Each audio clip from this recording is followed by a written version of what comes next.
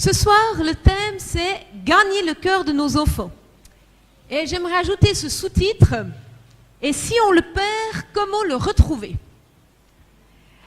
En fait, j'ai beaucoup aimé, il y a quelques jours, un compte-rendu d'un partage que Guillaume a eu avec un ami pasteur. Et puis, il parlait des relations de la famille. Et puis, en fait, ils en sont arrivés dans leur discussion à la conclusion que ce qui va vraiment attirer nos enfants à Dieu, c'est pas parce qu'on leur a lu toutes les histoires de la Bible. C'est pas parce qu'on les a levés tous les matins à 5 heures pour prier. C'est pas parce qu'en croyant les protéger, on leur a fait une liste des choses à faire et surtout celles à ne pas faire. Mais c'est parce qu'on a investi du temps avec eux. On a passé, on a été un exemple et ils nous ont vus. Et c'est l'exemple qu'on a été et ce qu'on a dégagé de notre vie finalement qui leur ont fait dire à un moment donné, j'ai envie de leur ressembler. J'ai envie de vivre la même vie qu'eux. J'ai envie de connaître intimement ce même Dieu qu'eux connaissent. Et c'est ça qui va bien plus les attirer auprès de Dieu que n'importe quoi d'autre. La bonne nouvelle, c'est qu'on n'a pas besoin d'être parfait. Parce qu'on peut avoir des hauts et des bas, mais c'est qu'est-ce qu'on va faire et comment on va réagir finalement dans nos bas. Comment est-ce qu'on va s'appuyer sur Dieu, comment on va faire confiance à Dieu, qui vont leur donner des clés pour eux-mêmes et qui vont leur montrer un exemple. Tous ces éléments de notre amour démontré, en passant du temps de qualité avec eux, en étant humble, en demandant pardon, en écoutant plus qu'en parlant, en partageant ce qu'ils vivent, en s'intéressant à leurs hobbies, à leurs passions, en les associant finalement à notre vie de foi, à notre prière, à notre intercession. Tous ces éléments-là, ils engagent le cœur. Ils engagent le cœur et notre volonté. Et on va y revenir parce que c'est de ça qu'on va parler ce soir.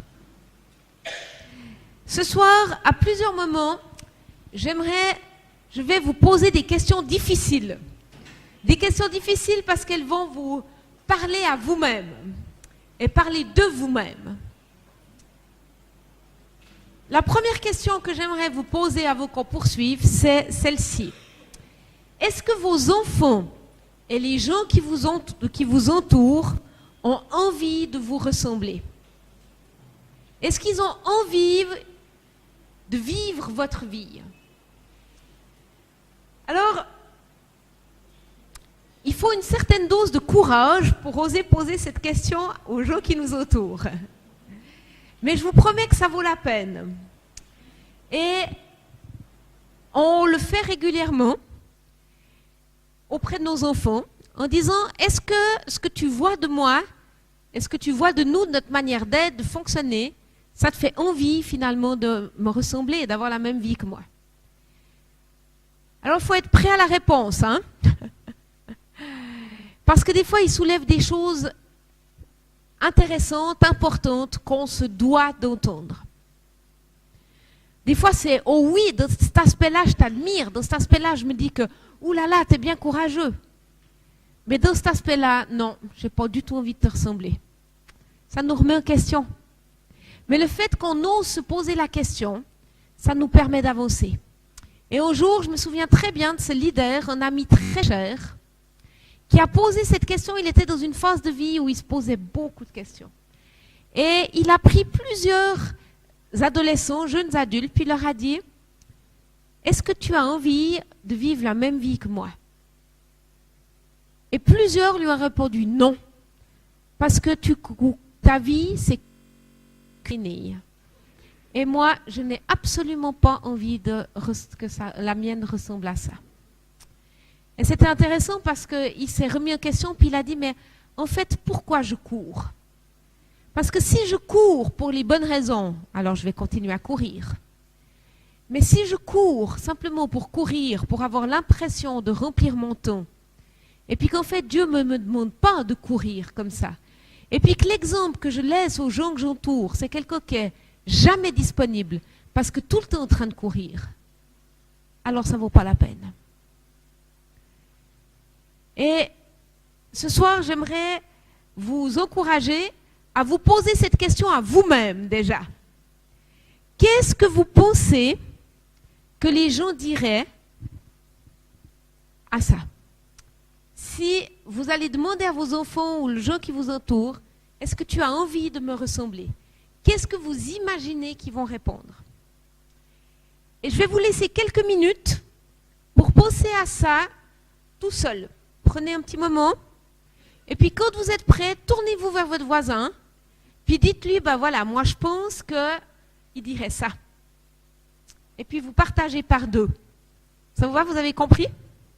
Donc quelques instants tout seul.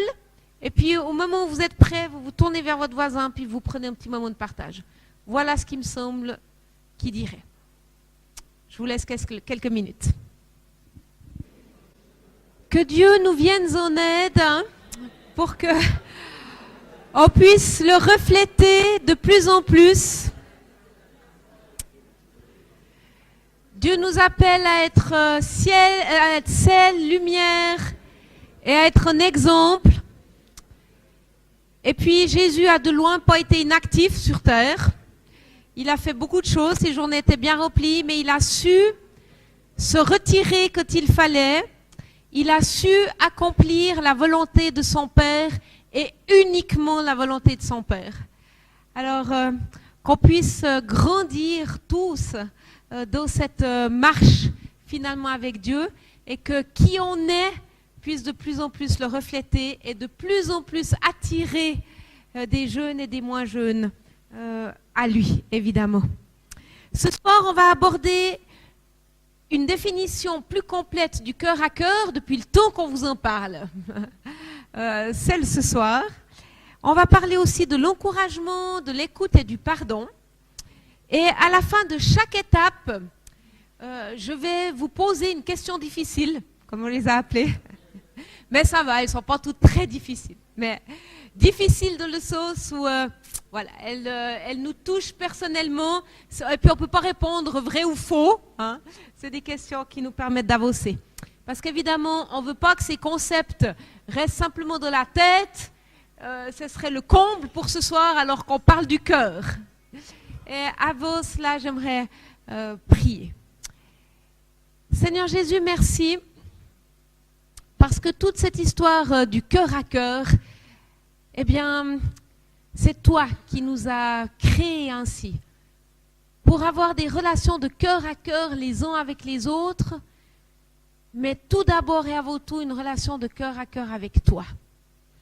Et Seigneur, oui, tu nous as donné l'intelligence. Oui, tu nous as donné de quoi réfléchir. Mais Seigneur Jésus, tu es intéressé par notre cœur, par ce qu'on ressent, parce qu'on vit avec toi, en communion avec toi. Et Seigneur, je prie que ce soir, ces choses ne restent pas simplement dans la tête, mais que nos cœurs puissent être touchés directement par ton esprit dans nos cœurs.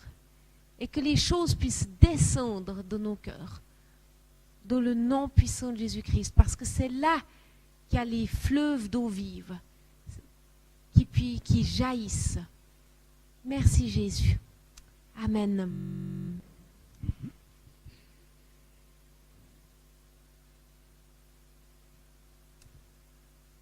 Alors, vous le savez, évidemment, tout comme moi, trouver l'équilibre de l'éducation, dans ce cœur à cœur qu'on recherche avec nos enfants, c'est tout un art. Parce qu'on a une tâche particulière en tant que parents. On doit prendre soin des enfants que Dieu nous a confiés. C'est une réalité. Ils sont là, et puis on a un job à effectuer. Puis d'un autre côté, on réalise bien que nos enfants, c'est nos frères et nos sœurs en Christ. Et puis que dans l'immensité de qui est Dieu, finalement, nous, en tant que parents, on n'a pas beaucoup d'avance sur nos enfants. Et puis, on doit naviguer entre ça, avec cette réalité qu'on a un job particulier, une tâche particulière, mais en même temps, on n'a pas beaucoup d'avance. Et on est toujours dans ce processus où on est en train d'apprendre. Et en fait, on a une tendance, et ça je vous l'avais déjà brièvement décrit, de naviguer dans ce balancier, finalement, que je reprends avec vous ce soir, plus en détail. D'un côté où on est plutôt de la permission, donc dans des questions du genre, comment est-ce que tu te sens, dans le côté plutôt où on développe le côté de l'amour, hein. On est très très orienté vers la relation. Et la conception là derrière, c'est que toute forme d'autorité est mauvaise, parce qu'il ne faut pas faire du mal. Donc l'enfant doit pouvoir s'exprimer et être compris. Si on pousse tout ça à l'extrême, parce que évidemment, poser à son enfant la question comment il se sent, il le faut. Donner de l'amour, être orienté vers la relation, évidemment que c'est des choses importantes. Mais si on pousse cela à l'extrême, eh bien, il n'y a plus de limites et c'est vraiment hors contrôle. Et évidemment, on entre dans un manque de respect parce que l'enfant n'a pas de limites. Et on réalise bien le danger des enfants qui sont rois parce qu'ils sont en danger. Et on ne leur rend pas service du tout. Le balancier peut partir de l'autre côté, dans une sorte de légalisme, où c'est tu dois, où on est axé avant tout sur le comportement, qui est beaucoup plus important que la relation. Peu importe comment tu te sens, peu importe ce que tu ressens, ce qu'on veut, c'est que tu obéisses. Et on est axé sur le comportement. Il y a peu de relations authentiques et profondes. On est orienté vers la performance et les résultats. On veut des enfants qui se comportent bien et qui agissent bien. Il y a une forme de dureté. On veut garder un peu un espace, hein, une distance entre l'enfant et nous pour être sûr qu'on sera respecté. Et on va appliquer des punitions. Et poussé à l'extrême, on gouverne par la peur. Et on garde l'enfant sous la crainte, plutôt qu'il obéisse par amour pour nous, il obéit par crainte, parce qu'il a peur de nous et peur de la punition. Alors, quand je vous décris cela, vous avez certainement des exemples dans vos têtes qui vous passent maintenant, où vous connaissez des gens qui se situent dans les extrêmes. On connaît des familles qui sont dans l'une ou l'autre extrême. Mais la plupart d'entre nous, on navigue. On a plutôt tendance des fois à être là, et puis on a plutôt tendance à être là. Puis de par qui on est, notre personnalité, on a une tendance naturelle à être plus d'un côté que de l'autre. Et puis on essaye de trouver cet équilibre. Parce qu'évidemment que les deux sont importants. Et la Bible, elle nous encourage à trouver cet équilibre. Et il y a un verset dans au Proverbe 23, verset 26, qui dit ceci. Mon fils, donne-moi ton cœur, et que tes yeux se plaisent de mes voies. Mon fils, donne-moi ton cœur. C'est l'essence même de l'éducation. Évidemment qu'on peut dire ma fille aussi. Hein. C'est cette relation de cœur à cœur. C'est d'aller chercher. Et vous avez vu, c'est pas écrit mon père, donne-moi ton cœur. Hein. C'est nous parents d'aller chercher le cœur de nos enfants. Vous savez quoi? C'est exactement ce que fait Dieu avec nous. Dieu, il cherche par tous les moyens à trouver notre cœur. Et nous sommes appelés à faire la même chose, à tout mettre en œuvre pour aller chercher le cœur de nos enfants. Vous allez me dire, Joël, le concept, il est super bien. Mais ça veut dire quoi concrètement? On va y arriver.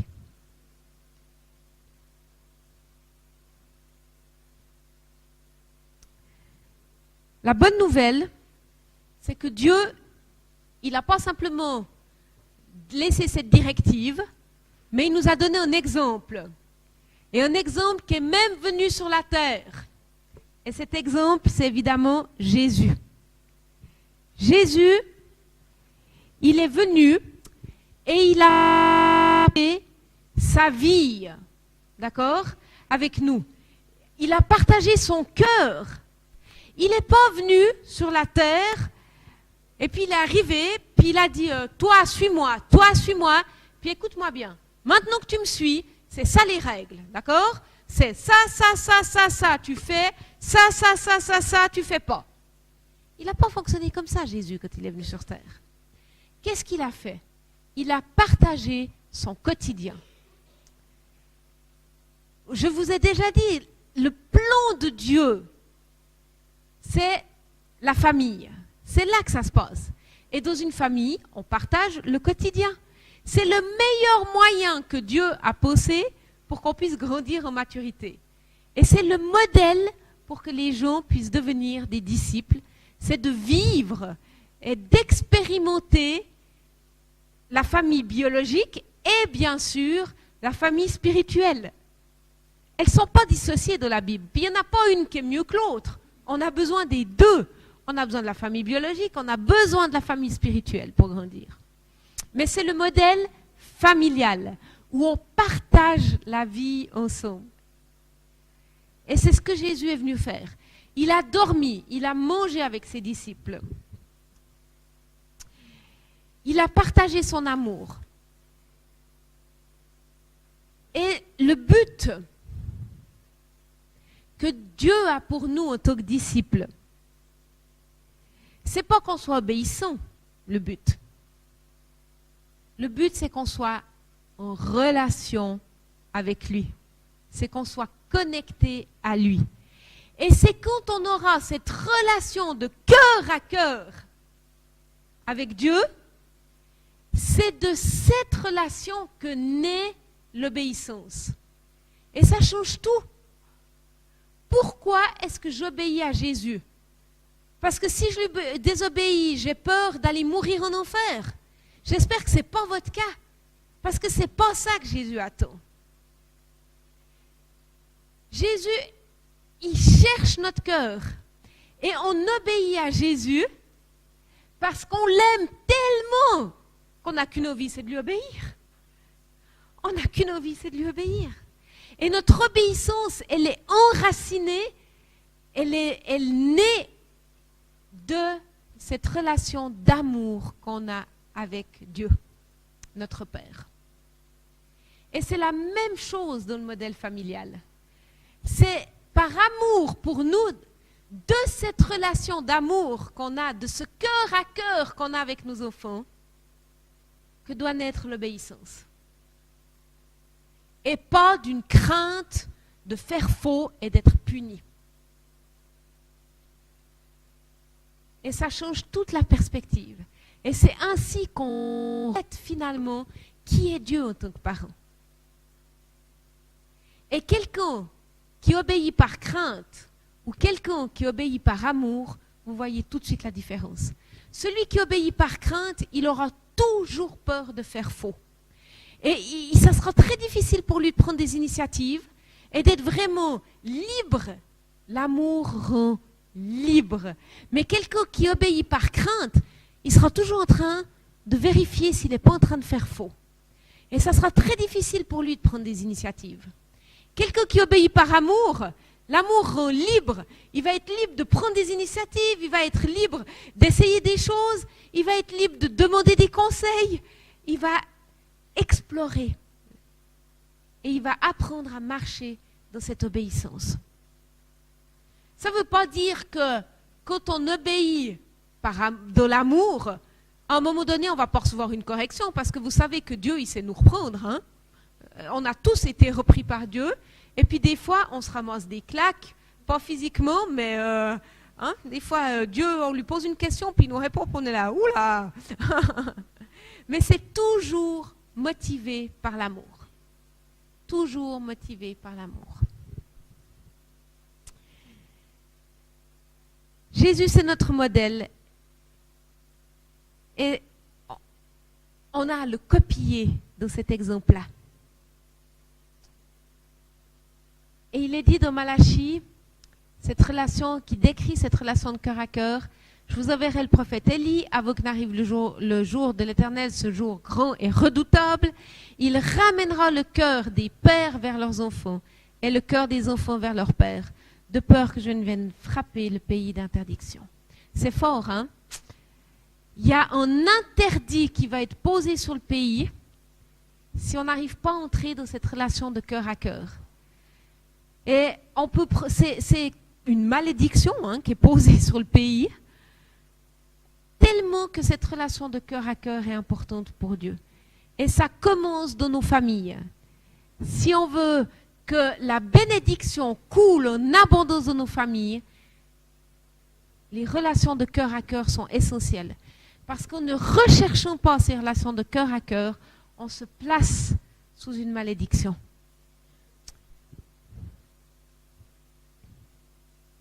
Bon, eh ben ça veut dire quoi finalement, cette relation de cœur à cœur?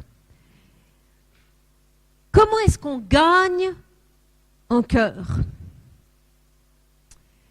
Une relation de cœur à cœur, ça signifie qu'on va au-delà de la communication basique. Range ta chambre, oublie pas de partir à l'école, va acheter du pain, qui est de la communication qui est nécessaire dans une famille évidemment pour qu'elle tourne, mais ça va au-delà de ça. C'est passer du temps avec la personne. Je vous ai déjà dit que amour, ça s'écrit T-E-M-P-S. Ça prend du temps d'aimer quelqu'un. Et ben voilà, vous le savez comme moi, ça prend énormément de temps. Ça en vaut la peine évidemment, mais ça demande du temps. Et des temps de qualité, pas des temps où on est en train de faire 1000 autres choses.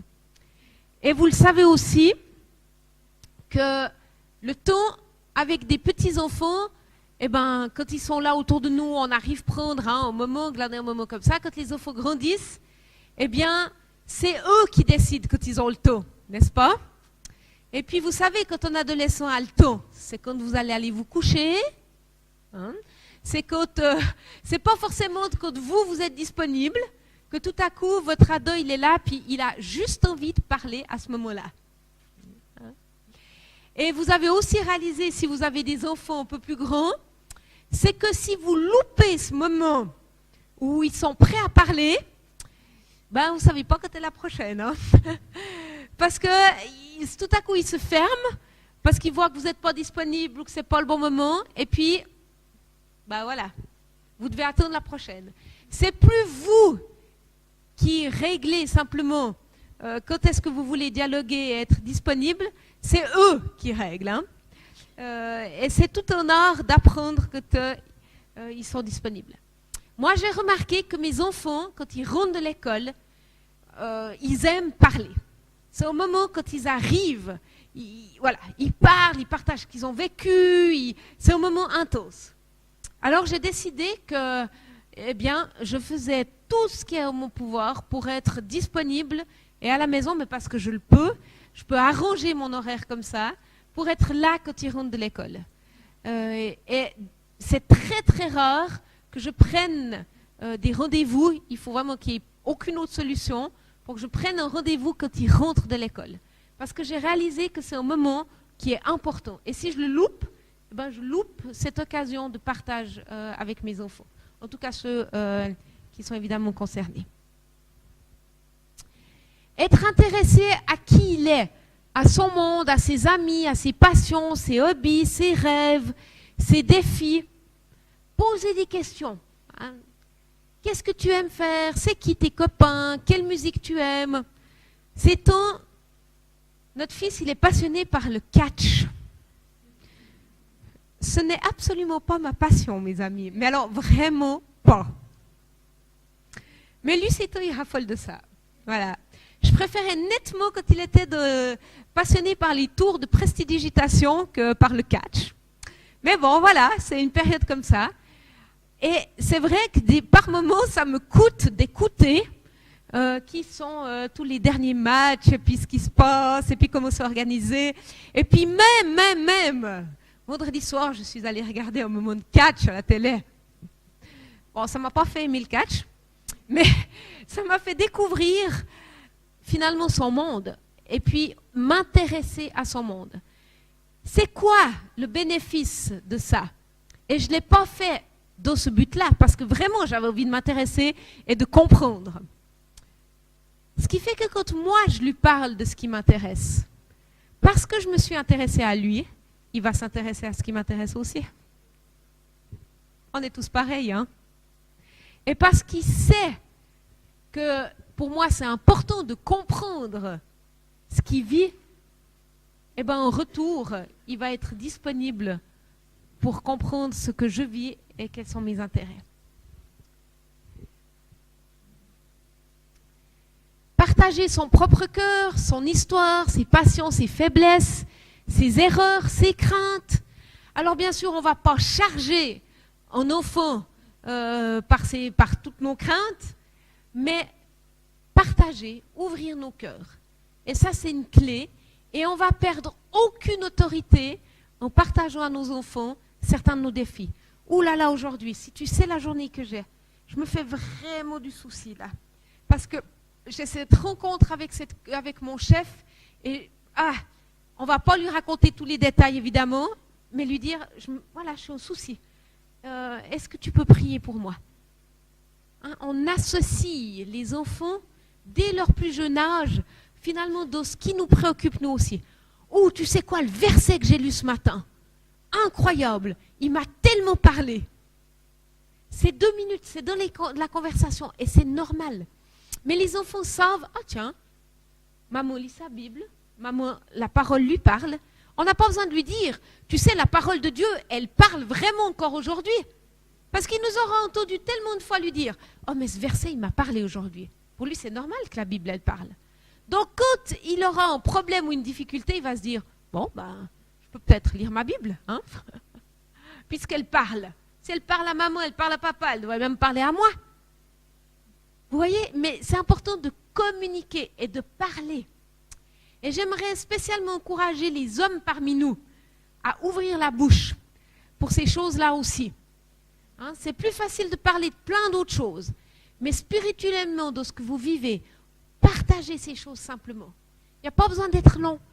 Il n'y a pas besoin de faire des grandes théories, hein, et de saouler et de fatiguer nos enfants avec des théories, mais d'être court et d'être bref. Et ça les aide et ça les nourrit. Et ils sont des alliés. Moi, j'aime quand les enfants prient pour moi. Ce soir, je leur ai dit, je pars à la FJE. Qui c'est qui a envie de prier pour moi, hein, pour que je puisse vraiment enseigner, que j'ai eu le pep et tout. Pouf, c'est 2-3 minutes. Mais ils sont associés à ce qu'on vit et à ce qu'on fait. Aussi prendre des temps, pas seulement, j'ai envie de dire, sérieux ou spirituel, même si on sait que tout est spirituel, mais prendre des temps où on peut rire, on peut jouer ensemble, on peut se détendre, on peut manger. Combien les temps de repas peuvent être des temps où on dialogue ensemble, où on est ensemble. Et c'est important qu'on prenne aussi ces temps-là. À Abidjan, on peut se plaindre du trafic parce qu'il y a plein d'embouteillages. Mais le point positif, c'est que ça vous donne du temps avec les gens qui sont dans votre voiture. Parce qu'ils ne peuvent pas sauter de la voiture. Et moi, finalement, je me suis dit, tirons parti de ces temps où on est assis l'un à côté de l'autre dans la voiture. Il y a un embouteillage. De toute façon, ça sert à rien de s'énerver, on ne peut rien y faire. Hein. Eh bien, profitons de dialoguer. Ils sont là, on est dans la même voiture en même temps.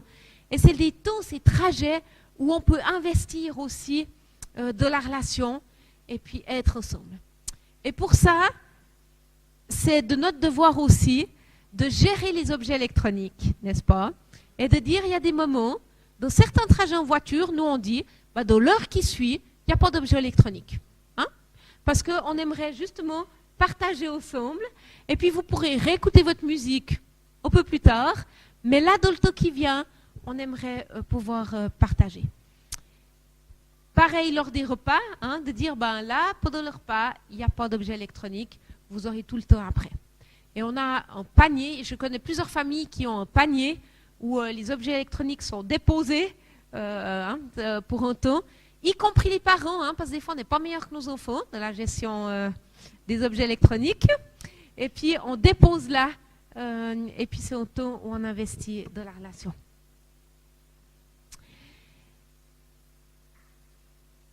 On va gagner le cœur de nos enfants aussi et des gens qui nous entourent en tenant nos promesses. Les gens sont très sensibles à ça. Donc faites très attention aux promesses que vous donnez. Et j'aimerais vous dire, là par exemple, Maë qui chez nous est une enfant adoptée, vous l'avez vu, pour elle, chaque fois que je quitte la maison, encore maintenant c'est difficile, elle a de temps en temps encore des crises d'angoisse liées à l'abandon, mais elle me disait chaque fois, quand elle était plus jeune, elle me disait « Maman, tu reviens, hein ?» quand je partais au voyage.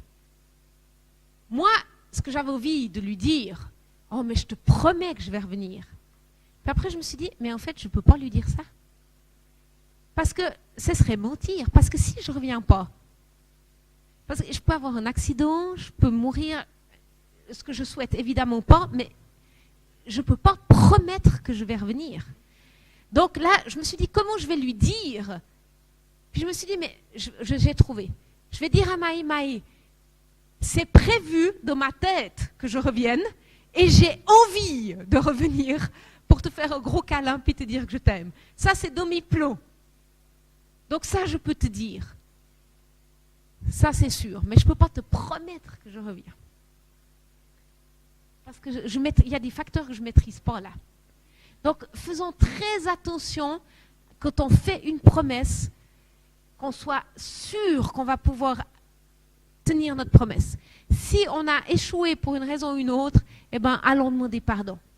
Parce que ça, c'est quelque chose sur la confiance qui est très importante. Assumer ses responsabilités. Si on dit, tu fais ça, je fais ça, d'être sûr qu'on le fait. Mais ça marche dans les deux sens, parce qu'une relation de cœur à cœur, c'est deux cœurs vers un autre cœur. C'est pas que deux sens. Mais s'ils vont nous voir assumer nos responsabilités, eh bien, on va pouvoir leur dire aussi. Je ne pensais pas vous donner cet exemple, mais c'est arrivé il y a 2 soirs. On avait j'avais demandé des responsabilités à Christopher. Il ne les a pas tenues. J'ai dit, Christopher, je t'ai donné, tu n'as pas tenu tes responsabilités. Comment est-ce que je vais pouvoir continuer à te faire confiance, là, sur ça? Pas dans tous les domaines, mais dans ces domaines-là. Puis parce que l'exemple est cohérent, pas seulement de nous, mais des gens qui l'entourent en général, il est revenu puis il a dit, bah, c'est vrai, parce que moi-même, je ne ferai pas confiance à quelqu'un qui n'assume pas ses responsabilités, donc je comprends que tu ne me fasses plus confiance. La cohérence est tellement importante. Savoir demander pardon, on y reviendra. Encourager, être disponible. Alors évidemment, être disponible, il y a des moments où il y a des coups de feu, comme partout. Ce n'est pas un problème de dire « j'ai envie de t'écouter, j'ai envie de prendre du temps avec toi ». Juste là, c'est impossible. Mais voilà, ce moment-là, on se le réserve ensemble et puis on prend un petit moment ensemble. Et bien sûr, travailler dans les deux sens. Pour nous, notre génération, nous d'adultes, on a à aller chercher le cœur et à construire ces relations de cœur à cœur avec nos enfants et puis avec nos parents. Parce que souvent, on a nos parents qui sont là encore et à travailler ces relations dans les deux sens.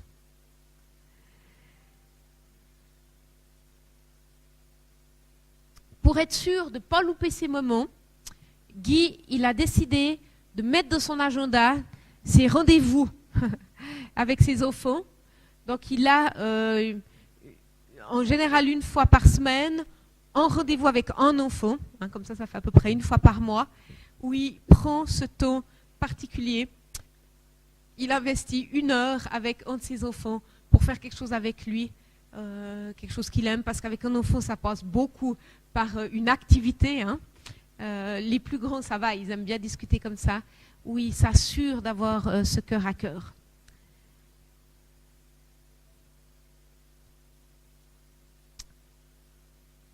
La jeune génération a besoin de relations, ça c'est sûr. C'est une génération qui a soif de relations et de vraies relations. Et pas de jugement unilatéral, hein, où c'est, ouais, c'est bien ce que je pense, c'est de toute façon toi, c'est comme ça. Et puis on coupe le dialogue. Hein. La question difficile sur ce point-là.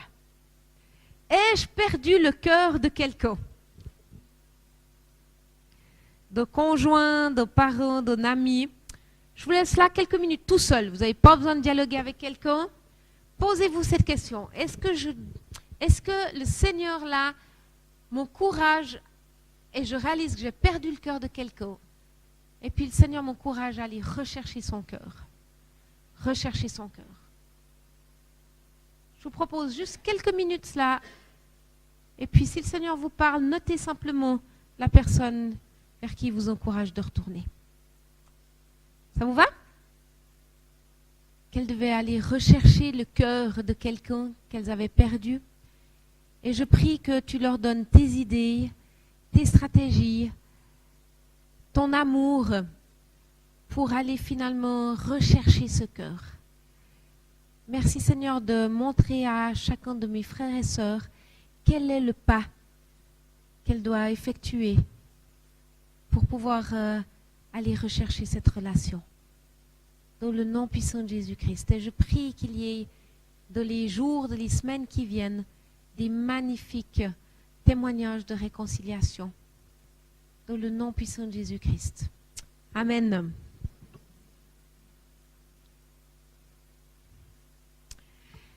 Les encouragements. L'encouragement, c'est un élément vital pour nourrir nos relations de cœur à cœur. Si je dis à Yves, vraiment, et c'est la vérité, j'apprécie le leader que tu es.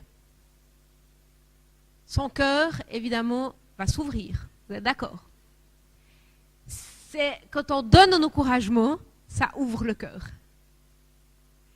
Et l'encouragement, c'est comme une nouvelle langue. D'accord? C'est comme l'anglais, le chinois, le russe. C'est une langue qu'on doit apprendre.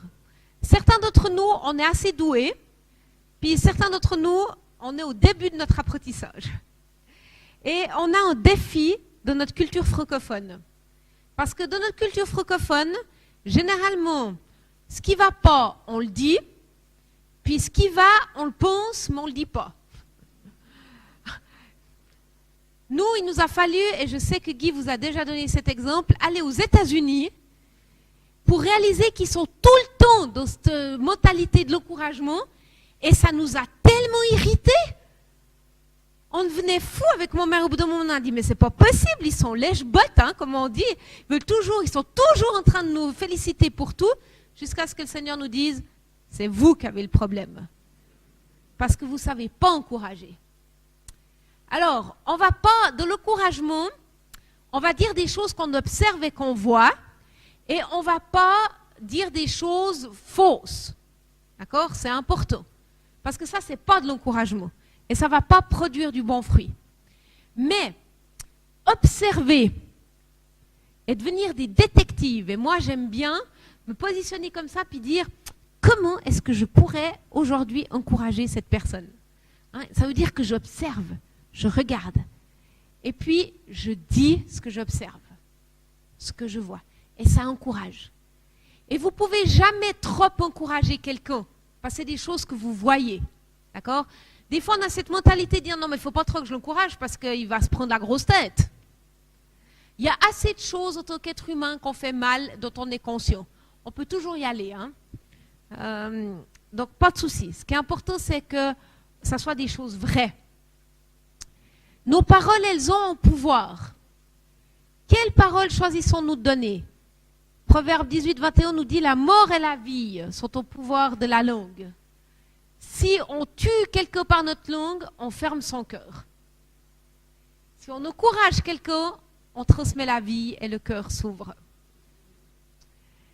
J'ai beaucoup aimé ces deux citations que j'aimerais vous lire.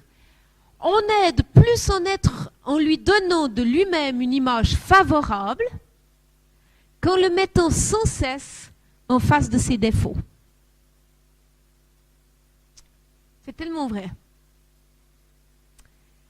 Un sourire a plus d'effet qu'un froncement de sourcils.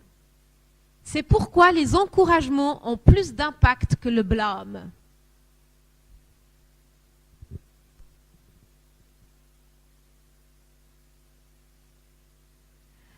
Quand on blâme quelqu'un, on le place sous la honte ou sous la culpabilité.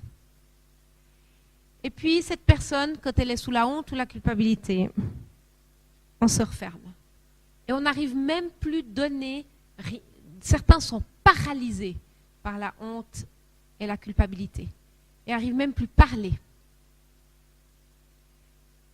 Quand on encourage, c'est juste l'inverse qui se passe. On permet au potentiel qui est de la personne de se manifester. Vous allez me dire, oui, mais si elle fait quelque chose de mal, la personne, je ne vais quand même pas l'encourager. On peut encourager la personne à changer. Au lieu de lui dire, ce que tu fais, c'est mal. D'ailleurs, la plupart des personnes le savent, que ce qu'elles font, c'est mal. C'est-à-dire, je t'encourage, là, à vraiment chercher le changement.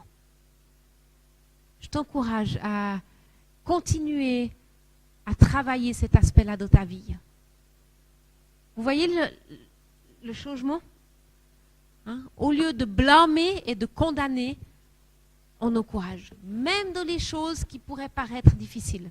En disant, tu sais, là c'est difficile. On ne va pas nier. On ne va pas dire, oh oui, le fait que tu aies menti, pas de problème. Non, il y a un problème. Là, on ne veut plus le mensonge. On t'encourage à travailler sur cet aspect-là. C'est nécessaire que ça change. Mais tu vas y arriver. Tu vas y arriver pas à cause de tes propres forces, mais tu vas arriver parce que Jésus est en toi. Et on pousse au changement et on a ces yeux et ce regard de foi qui permet le changement. Et on enraye ce cercle vicieux du blâme. Quand vous êtes blâmé continuellement, vous n'avez plus envie de rien faire au bout d'un moment. De toute façon, si je suis tellement nulle puis que j'arrive rien à faire de bien, bon, je vais arrêter de faire.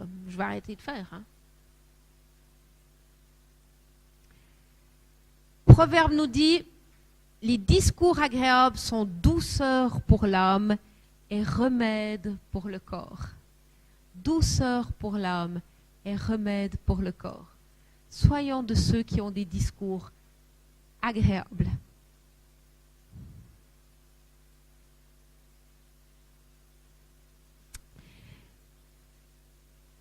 J'aimerais vous montrer une manière d'encourager. Vous allez me dire, oui, mais on sait tous des paroles positives. Souvent, on se limite à ça. Quand on donne un encouragement, je donne cet exemple, il y a un enfant de 2 ans qui vient nous montrer son dessin. Son dessin, c'est pour nous adultes des gribouillis, parce que c'est des ronds, des traits, de tous les sens. Ce qu'on dit, oh, il est joli ton dessin. Généralement, c'est l'encouragement qu'on donne. Et j'aimerais nous défier à apprendre à donner des encouragements avec 3 éléments. Avec le premier élément, c'est celui qu'on connaît le mieux, c'est il y a un sentiment. Oh, il y a une émotion. Oh, c'est joli, waouh, super. On a cette première réaction quand on donne un encouragement, qui est bien. Mais après, de passer à une deuxième phase qui est la phase de description. On va décrire. J'aime les traits. J'aime les ronds que tu as faits. J'aime, on décrit ce qu'on voit. Parce que sinon, on reste très abstrait. Oh, c'est joli. C'est quoi qui est joli? Alors, moi, j'aime tes ronds, j'aime tes traits, j'aime les couleurs que tu as utilisées, mais vous dites vraiment des choses que vous aimez, hein, parce que sinon la personne, elle le sent tout de suite. Hein.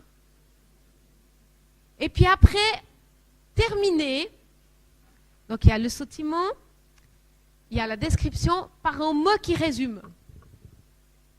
Je t'encourage vraiment à continuer à faire des dessins. Hein. Et ou bien, ton dessin, il est plein de vie. Donc, 3 éléments dans l'encouragement, si on veut qu'il soit vraiment porteur de tout son effet, c'est l'émotion, bien sûr, d'abord. Waouh, super! On décrit ce qu'on trouve super, et puis on résume ça par un mot-clé, en disant, ben, il est plein de vie, ou j'apprécie particulièrement, il m'a fait du bien. On entre dans ces étapes-là. Et vous verrez que ça a beaucoup plus d'impact. On peut travailler sur une liste de qualités. Hein, quand on veut encourager quelqu'un, c'est de repérer finalement toutes ses qualités et d'en faire une liste. Nous, on a fait ça pour chacun de nos enfants. La liste, pendant des années, elle était affichée, puis chacun pouvait la compléter. Et ça nous donne toute une liste de qualités qu'on a observées. Et ça aide, quand on veut encourager quelqu'un, d'avoir tous ces adjectifs qui sont prêts.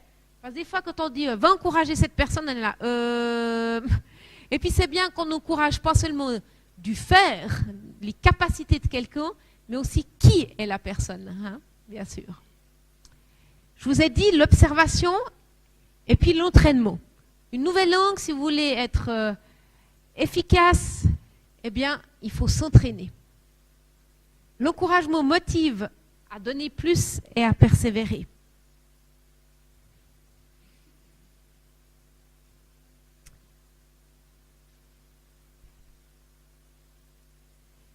L'encouragement, il porte plus de fruits que la récompense. Parce que l'encouragement, il va construire mon estime de moi-même. Comment je me sens par rapport à moi-même. Contrairement à une récompense qui produit qu'un sentiment passager, hein, de satisfaction. Je reçois une récompense, mais après la récompense, voilà. Elle est consommée, si c'est un bonbon, et puis on oublie. Mais le compliment, l'encouragement, il nourrit notre estime de nous-mêmes. Donc, on peut donner cet exemple. Hein. Si tu fais tes devoirs, je te donne une sucrerie. Hein, là, on est de la récompense. Bon, l'enfant, il est motivé par quoi? Par la sucrerie. Et puis, voilà, il consomme sa sucrerie. Mais ça n'a pas construit son estime de lui-même. Si on lui dit, waouh, tu as fait ton devoir de maths et de français, je t'ai vu, hein. Tu t'es concentré, ça fumait même à un moment. Tu t'es donné beaucoup, beaucoup de peine. Tu es vraiment quelqu'un de persévérant. Vous voyez la différence? Ça nourrit la personne.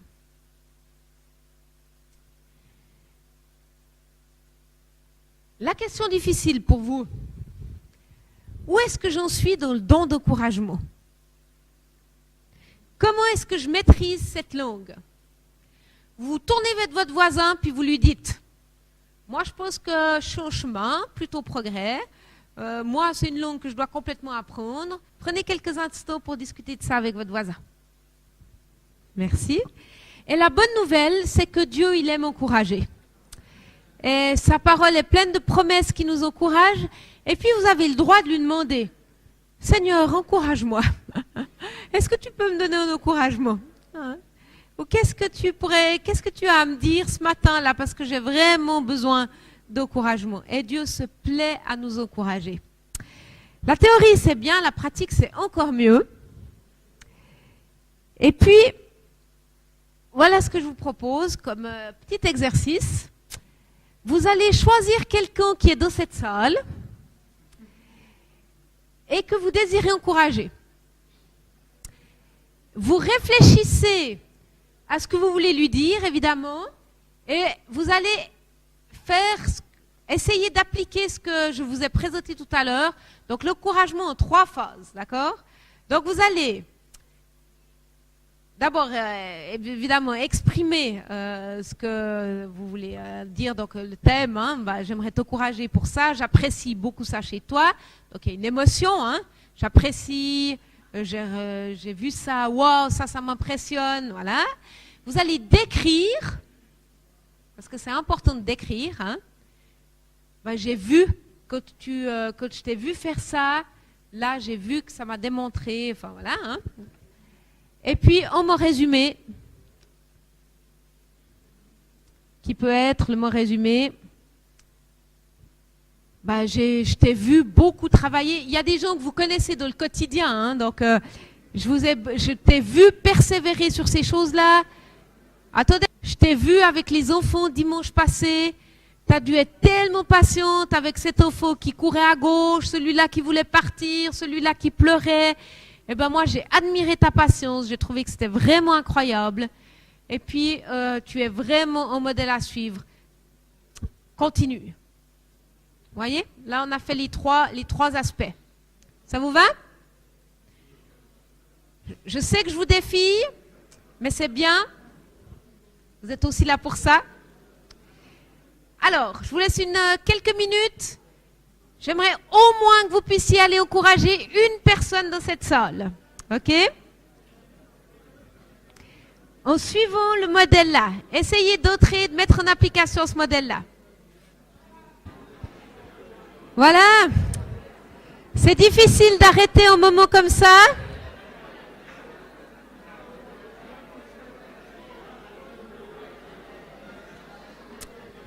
En tout cas,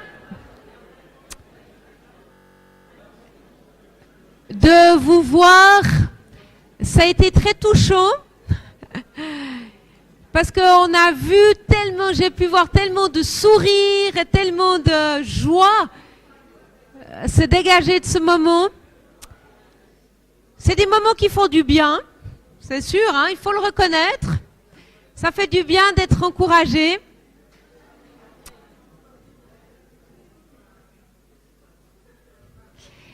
Saisissez ces moments quand on voit, hein, comme ce soir, le bien que ça fait, l'encouragement que c'est, de pouvoir dire les choses qu'on voit et s'encourager les uns les autres. Ne nous privons pas de ces moments. Et n'hésitez pas, alors que vous conduisez des moments avec des enfants, avec des adultes dans votre famille, de dire, allez, terminons ce moment en prenant un moment d'encouragement les uns pour les autres. C'est des choses toutes simples, ça prend 2-3 minutes, mais on se sent tellement bien après. Et c'est tellement important d'avoir de l'espace pour formuler ces choses positives, et ça change l'atmosphère, hein. Dans un endroit, vous changez l'atmosphère quand on s'encourage les uns les autres. J'aimerais prendre un dernier point avec vous, qui est l'écoute. L'écoute, elle est essentielle pour avoir un cœur à cœur. Sinon, ça sera que dans un sens. On a 2 oreilles, une bouche. Je sais que je vous l'ai déjà dit, mais ça vaut la peine de le répéter. Et ce n'est pas un hasard. Est-ce que vous avez déjà été avec quelqu'un qui fait que de parler, que de parler, que de parler, que de parler, que de parler, et puis vous ne pouvez pas en placer une? Il se passe quoi? Au bout d'un moment, on se tait, on rentre à l'intérieur de nous-mêmes, puis on attend que ça passe, hein? Et notre cœur, il se ferme. C'est important qu'on fasse attention, et spécialement en tant que parents, envers nos enfants et envers nos adolescents. Arrêtons de leur faire des théories.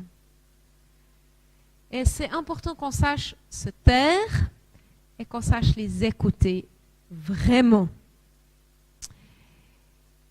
Et si vous observez la personne à qui vous parlez, vous allez réaliser quand tout à coup vous parlez trop. Et à ce moment-là, sachez vous arrêter. Ça ne sert plus à rien de saouler la personne avec vos paroles. Bon. Qu'est-ce que c'est l'écoute, hein? C'est du temps, de nouveau, on y revient. C'est une attention soutenue. Donc on n'est pas en train de faire autre chose, et puis on n'est pas en train de répondre à son téléphone en même temps ou de regarder son ordinateur. Souvent, ça passe par le contact visuel. Il y a des personnes qui sont très sensibles à ça, comme moi par exemple. Et puis, c'est trouver les bons moments pour une écoute attentive.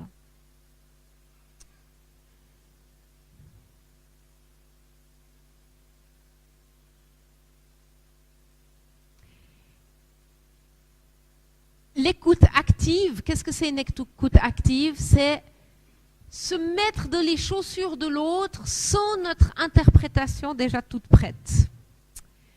Parce qu'on est plein de théories. Et quand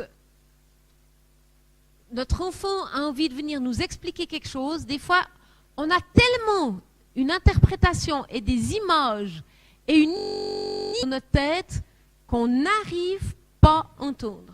C'est comme si on a déjà tellement de filtres qui sont là devant nos oreilles qu'il a beau exprimer des choses, on n'entend pas vraiment. Et c'est une écoute, de vraiment écouter. Ça veut dire qu'à un moment donné, ok, je pose tout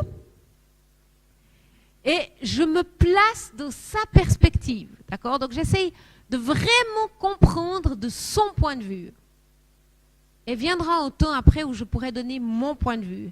Mais combien de fois on est prompt à interpréter des choses et à filtrer des choses que les gens essayent de nous dire. Et on a déjà tellement d'idées préconçues qu'on n'arrive pas vraiment à entendre. Et de se dire, ok, là je me mets vraiment dans ses baskets, à sa place, pour essayer de comprendre son point de vue.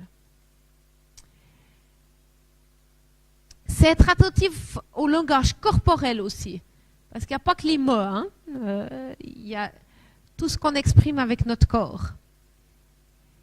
Et puis dans l'écoute active, il y a répéter. Est-ce que j'ai bien compris ce que tu as dit? Tu as dit que... Oui. Non. Ok. Alors est-ce que visiblement, je n'ai pas compris. Est-ce que tu peux redire encore une fois? On valide ce que la personne a dit pour être sûr qu'on a bien compris. L'écoute, évidemment, c'est un art qui s'apprend. Apprendre à écouter. Il y en a qui ont ce don, assez naturellement, d'écoute. Et puis il y en a qui aiment plus s'écouter parler eux-mêmes que d'écouter les autres.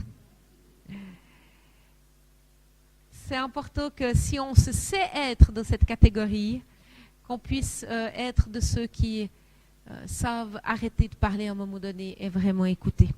Parce que sinon, on va perdre le cœur des gens qu'on a en face de nous. Bien écouter, apprendre à écouter, ça permet de désamorcer bien des bombes relationnelles.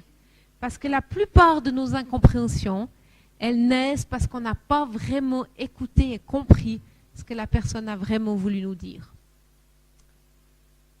Donc ça vaut la peine non seulement de nous entraîner à ça, mais aussi d'entraîner nos enfants à apprendre à écouter. La question difficile de ce soir, c'est est-ce que je sais vraiment écouter?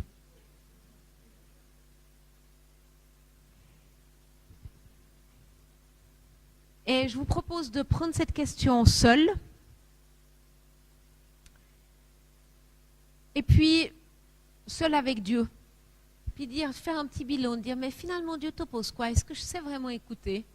Ou bien j'aurais tendance à faire partie de ces personnes qui aiment plutôt s'écouter parler. Et puis, qui sait, est-ce qu'il y a des personnes que j'ai de la peine à écouter?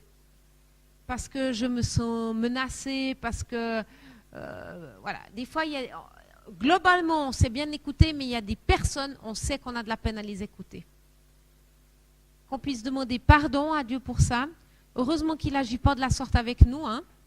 Il est toujours prêt à nous écouter. Qu'on puisse demander pardon et puis demander son aide. Ça vous va? Alors, je vous laisse quelques minutes pour ça. Ressembler. Être des personnes, des pères, des mères, des moniteurs, des responsables, des leaders, des pasteurs qui savent écouter. Merci Jésus pour ta grâce qui coule sur chacun d'entre nous ce soir. Et merci pour ta présence qui nous transforme à ton image. Amen. Une relation de cœur à cœur, on a découvert un peu plus ce que c'était ce soir. Et c'est vrai que c'est exigeant. C'est plus simple de rester dans une relation qui n'est pas de cœur à cœur. Ça engage moins. Mais ça en vaut tellement la peine. On se priverait tellement. Si on désire vivre des relations de cœur à cœur avec notre conjoint, nos enfants, nos parents, nos frères et sœurs, nos amis, nos collègues, la meilleure chose qu'on puisse faire, évidemment, c'est d'aller à la source. Et cette source, c'est de vivre ce cœur à cœur, comme je l'ai dit au début de cette soirée avec notre papa, afin que nos cœurs y débordent finalement, et que de notre cœur, des fleuves d'eau vive puissent jaillir.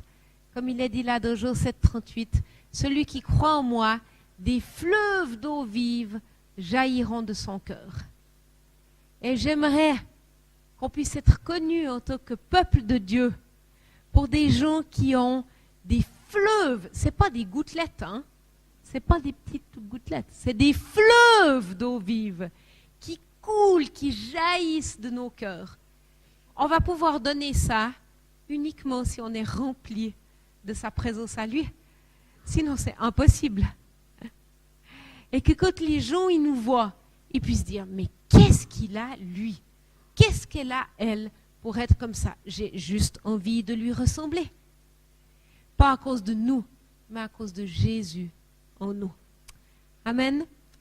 Alors, pour conclure cette soirée, je vais inviter Yves, qui a plein de talents, mais un de ses talents, c'est aussi de nous conduire dans la louange. Et puis, on va aller s'approcher auprès de cette source pour se remplir et que des fleuves, qu'on puisse être débordants de cette présence. Et on va terminer la soirée comme ça avant les annonces. Merci beaucoup Yves.